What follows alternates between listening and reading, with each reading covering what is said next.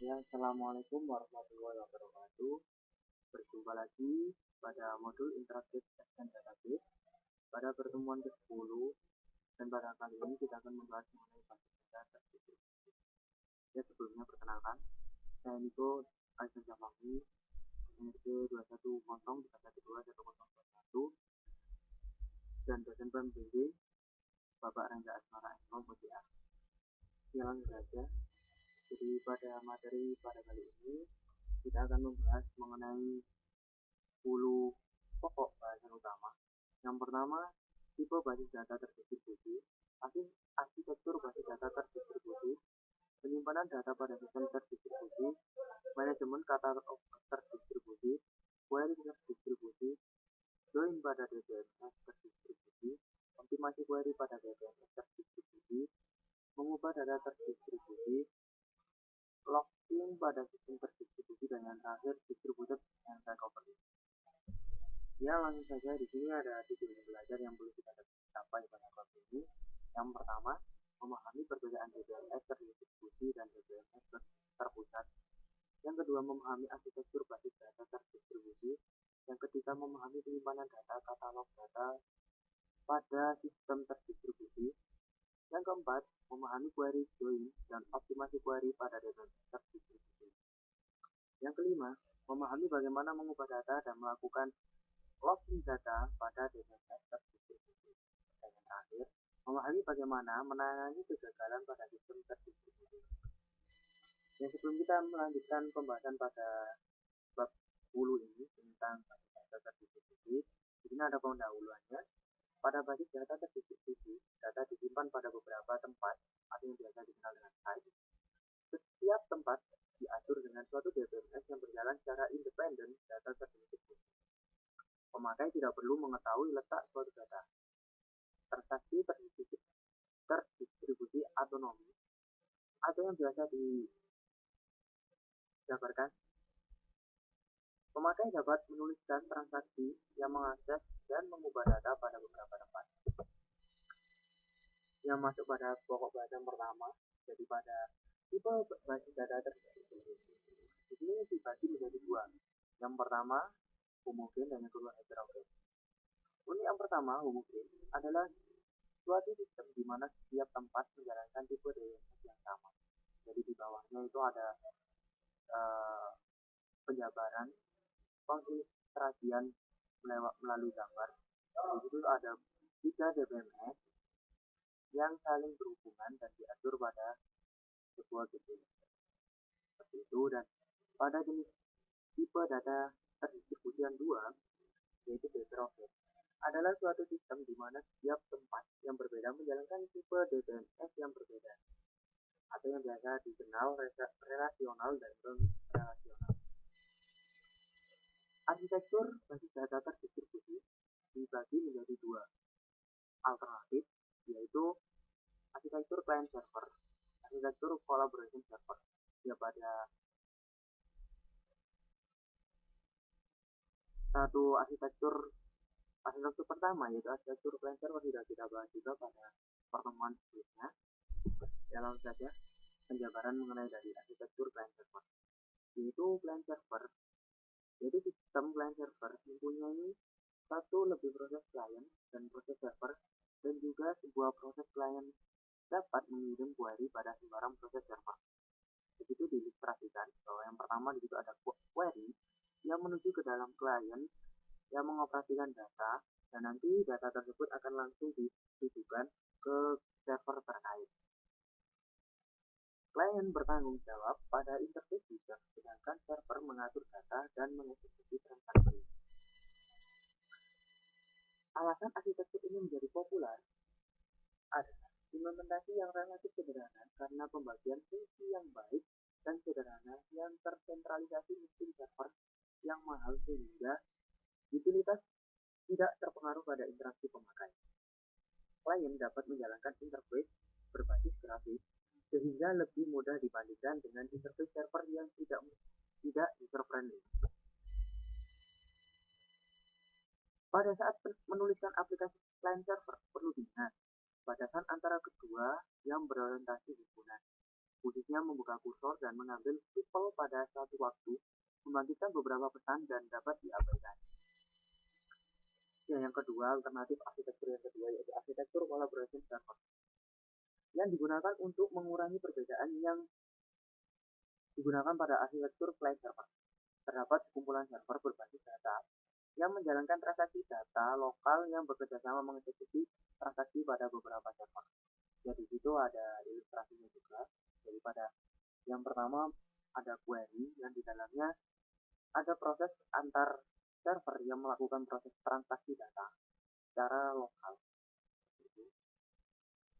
Jika server menerima query yang membutuhkan akses data pada server lain, sistem akan membangkitkan subquery yang dieksekusi server lain dan mengambil hasilnya bersama untuk menggabungkan menjadi query awal. Penyimpanan data pada sistem terdistribusi. Relasi disimpan pada beberapa tempat. Pengaksesan relasi yang disimpan pada remote site mengakibatkan biaya melewati pesan. Untuk mengurangi sebuah relasi dipartisi atau difragmentasikan ke beberapa tempat di mana fragmen tersebut sering diakses. Jadi di sini tadi kita sudah membahas mengenai fragmen. Apa sih itu fragmen? Jadi akan kita bahas di sini. Fragmentasi terdiri dari relasi yang dibagi ke relasi atau fragmen yang lebih kecil atau mengirimkan fragmen tersebut ke beberapa tempat. Terdapat dua fragmen, yaitu fragmen horizontal dan fragmen vertikal.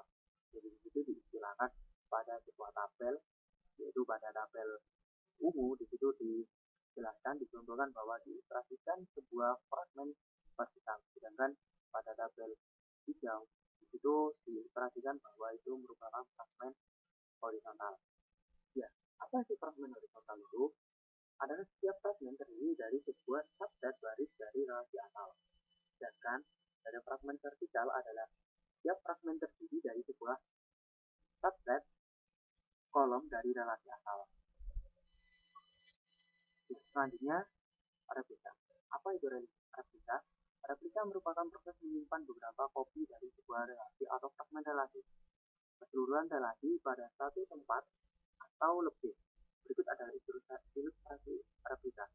Jadi di situ diilustrasikan bahwa awalnya terdapat satu site, yaitu site yang di dalamnya ada sebuah data S1 dan S3. Dan selanjutnya akan ada proses replika. Jadi di situ pada site A direplika ke site B yang menjadi di dalamnya site B ada data R1 dan R2. Selanjutnya kita akan membahas mengenai manajemen katalog terdistribusi. Menyimpan data terdistribusi pada beberapa tempat dapat menjadi sangat kompleks dengan nama yang berbeda. Menyimpan data bagaimana relasi difragmentasi dan replika bagaimana fragmen relasi terdistribusi ke beberapa tempat dan disimpan. Selanjutnya, join pada DBMS terdistribusi.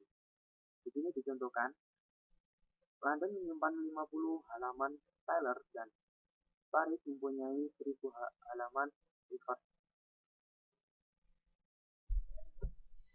Optimasi query pada DBMS terdistribusi. Untuk optimasi query pada sistem terdistribusi menggunakan pendekatan biaya. Pendekatan optimasi query sistem terdistribusi dengan sistem tersentralisasi. Yang pertama, biaya komunikasi harus dipertimbangkan. Yang kedua, otonomi tempat lokal harus diperhatikan. Dan terakhir, menggunakan metode join terdistribusi yang baru. Menggunakan data terdistribusi. Pada pembahasan kali ini, membahas mengenai replikasi transaksi dapat dilakukan dengan beberapa cara. Yang pertama, yaitu synchronous replication, dan yang kedua, asynchronous replication. Apa sih penjelasan dari synchronous replication? Semua kopi relasi yang dimodifikasikan harus dirubah sebelum dimodifikasi transaksi. Kami distribusi data buat transparansi ke pemakai. Sedangkan asynchronous yaitu kopi dari relasi yang dimodifikasi hanya diubah secara periodik. Kopi yang berbeda akan keluar dari sinkronisasi. User harus waspada pada distribusi data produk saat mengikuti pendekatan sinkronisasi. Synchronous replication memiliki dua teknik untuk menjamin transaksi bernilai sama dengan kopi awal dari subjek awalnya. Yang pertama voting, yaitu transaksi harus menuliskan mayoritas kopi untuk memodifikasi sebuah objek. Harus membaca cukup kopi untuk meyakinkan bahwa terlihat tidaknya pada saat satu kopi saat itu. Dan teknik yang kedua yaitu read any and write all, yaitu penulisan lebih lambat dan pembacaan lebih cepat daripada teknik voting. Teknik ini banyak digunakan pada synchronous replication. Synchronous replication, penulisan teknik synchronous replication akan menentukan tempat mana yang terkunci untuk voting. Biaya pada synchronous replication adalah seperti berikut. Sebelum transaksi yang diubah kami harus dilihat penguncian pada semua kopi yang dimodifikasi. Yang pertama, caranya dikirimkan perintah lock ke remote site dan sementara menunggu respon pegang kunci lain. Jika tempat atau saluran gagal, transaksi tidak dapat dikamit sampai transaksi kembali. Selanjutnya, meskipun tidak terjadi kegagalan, kami harus mengikuti standar protokol dengan beberapa pesan yang mengalir. Dan terakhir, karena itu alternatif teknik synchronous replication banyak digunakan. Masih dalam asynchronous replication, mengizinkan memodifikasi transaksi kami sebelum semua kopi diubah. Pemakaian harus waspada kopi yang keluar dari sinkronis untuk suatu periode waktu yang pendek. Teknik synchronous replication menggunakan dua pendekatan, yaitu primary site replication dan yang kedua peer-to-peer replication. Perbedaan antara dua teknik di atas yaitu terletak pada banyaknya kopi yang dapat diubah pada file master. Ini penjelasan mengenai primary site replication. Jadi tempat satu kopi dari suatu relasi digunakan sebagai primary copy atau master copy.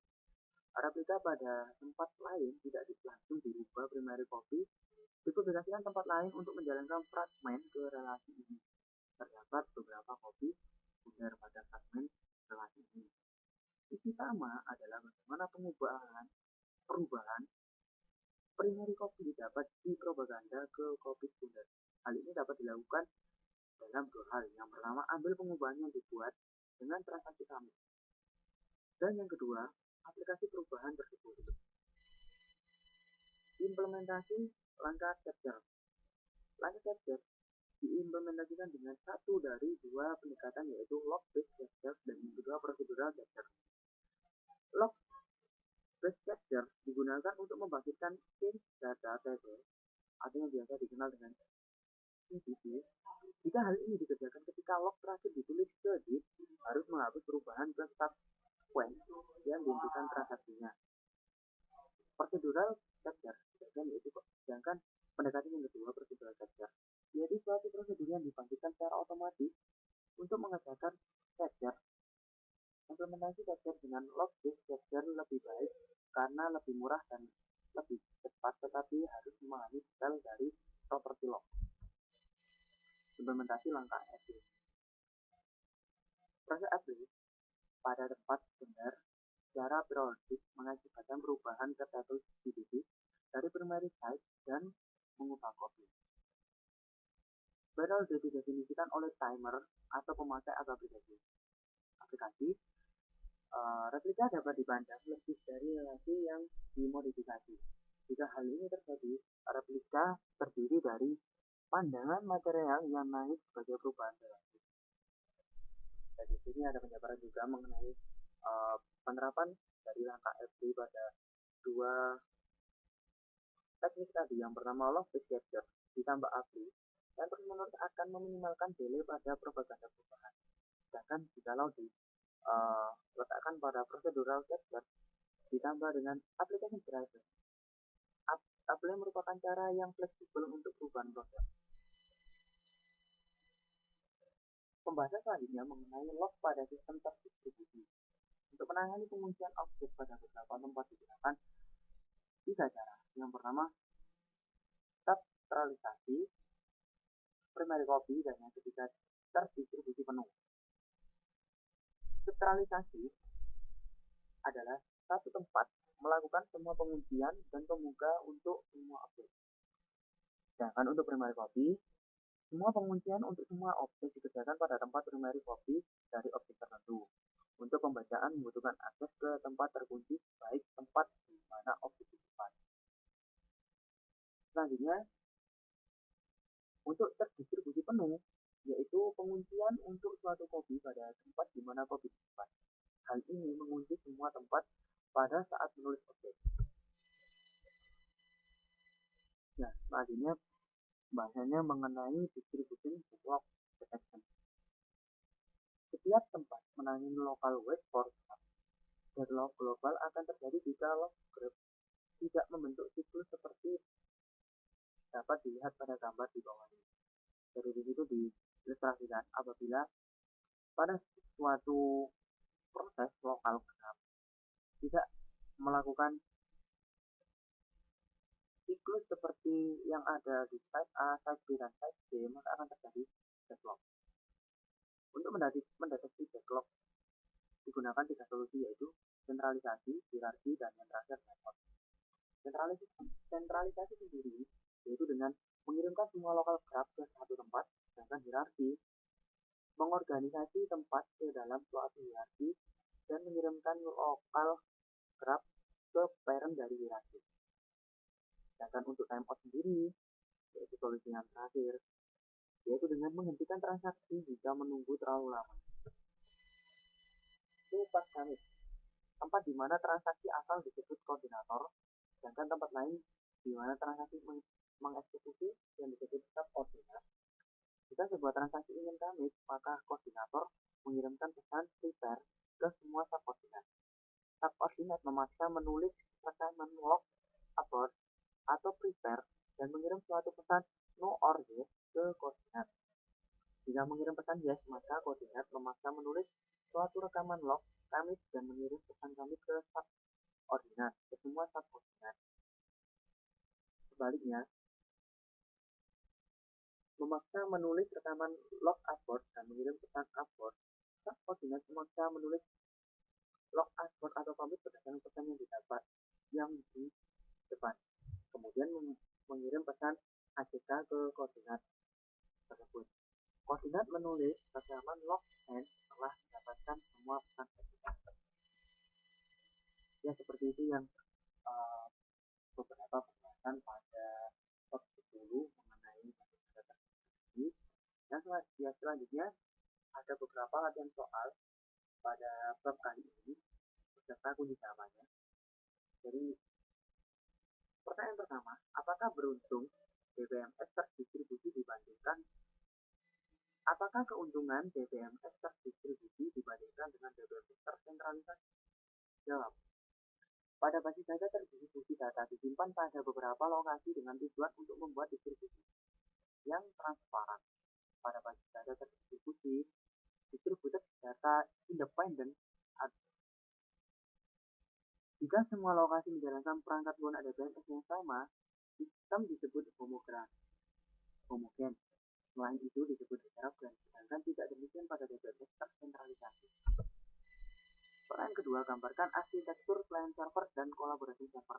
Jadi seperti yang tadi sudah kita bahas mengenai ilustrasi dari arsitektur alternatif arsitektur baik client server maupun kolaborasi server.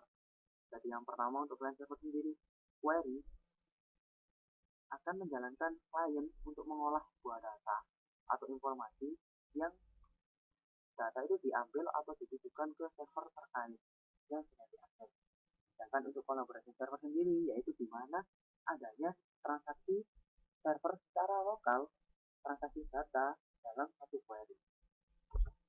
Pertanyaan ketiga, pada arsitektur kolaborasi server, jika suatu transaksi dikirim ke DBMS, akan digambarkan bagaimana aktivitas tempat yang berbeda dikoordinasi secara khusus. Gambarkan aturan manajer transaksi pada tempat berbeda. Konsep otonomis transaksi terdistribusi. Jadi di situ ada ilustrasi yang kuat juga pada kolaborasi server, dari di mana ada transaksi data secara lokal oleh beberapa server pada satu query. Pertanyaan keempat, definisikan fragmentasi dan replika dalam hal di mana ada disimpan. Jawab. Fragmentasi terdiri dari relasi yang dibagi ke relasi atau fragmen yang lebih kecil atau mengirim fragmen. Pada beberapa tempat, terdapat dua macam fragmen horizontal dan fragmen vertikal. Pada fragmen horizontal, setiap fragmen terdiri dari sebuah subset baris dari relasi asal. Pada fragmentasi vertikal, setiap fragmen terdiri dari sebuah subset kolom dari relasi asal. Jadi itu juga ada ilustrasi pada sebuah tabel yang digambarkan bahwa tabel yang diblok dengan warna ungu merupakan tabel vertikal, sedangkan yang diblok dengan warna hijau merupakan fragmen horizontal. Untuk pertanyaan selanjutnya, definisikan fragmen replika dan definisikan fragmentasi dan replika dalam hal di mana data disimpan. Dalam replika berarti bahwa kita menyimpan beberapa kopi sebuah relasi atau fragmen relasi. Keseluruhan relasi dapat direplika pada satu atau lebih tempat.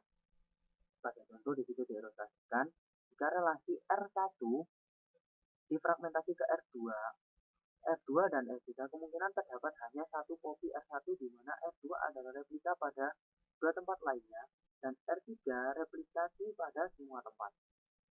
Jadi penjelasan dari ilustrasi yang ada pada gambar di bawah pertanyaan nomor 5 dari pada slide A dan slide B. Untuk selanjutnya, apakah perbedaan antara replikasi sinkronus dan asinkronus? Sinkronus replication, semua kopi dari relasi yang dimodifikasi harus diubah sebelum modifikasi transaksi kami. Distribusi data dibuat transparan ke pemakai. Sedangkan asinkronus replication, kopi dari sebuah relasi yang dimodifikasi hanya diubah secara periodik.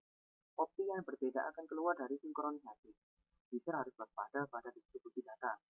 Produk saat ini mengikuti pendekatan ini.